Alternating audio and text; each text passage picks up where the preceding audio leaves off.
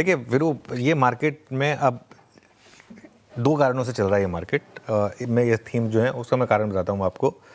पहला कारण है कि अभी भी बहुत से लोगों ने ये रैली मिस की है, उन्हें कॉन्फिडेंस ही नहीं आ रहा है कि मैं इस रैली में पार्टिसिपेट कर सकूं। दूसरा, मार्केट खाली हो चुका था। कोविड के बाद आपको याद है इतनी बड़ी रैली हुई थी, वो क्यों हुई थी? क्योंकि जो भी जिसको भी एग्जिट करना था वो कर चुका था, और उसके बाद आप देखें तो एक एक करके सेक्टर्स और स्टॉक्स में रैली आई थी।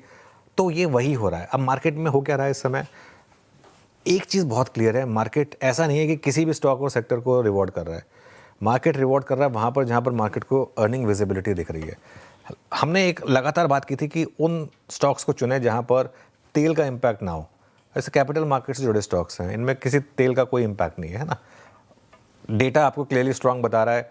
मार्च का एसआईपी आपको बता रहा था, जब मार्च में नंबर नहीं अड़े, जब मार्च का वॉल्यूम हाई था, तो उससे ज़्यादा बड़ा एग्जांपल क्या हो सकता है कि इनके नंबर्स हाई होंगे और इनके नंबर्स अच्छे करेंगे। तो मार्केट इस समय इस वजह से ये मेन कारण है कि मिड कैप और स्मॉल कैप में इस तरीके की रैली हो रही है। एक और रीज़न है, जैसे मैं कह रहा था 2 साल का वनवास था, 2 साल में मिड कैप और स्मॉल कैप में अगर आप देखें तो प्राइस करेक्शन हुआ तो हुआ, वैल्यूएशंस आधे हो गए थे मिड कैप स्टॉक्स के, क्योंकि 2 साल की अर्निंग्स तो हुई थी मिड कैप्स की, और सपोज करिए 2 साल में 40-50% की अर्निंग्स ग्रोथ हुई और स्टॉक्स या तो फ्लैट रहे या थोड़े से गिर गए, तो वैल्यूएशंस आधे हो गए थे, लिटरली आधे हो गए थे। स्मॉल कैप यूनिवर्स में तो ज़बरदस्त वैल्यूएशन कंफर्ट आ गया था।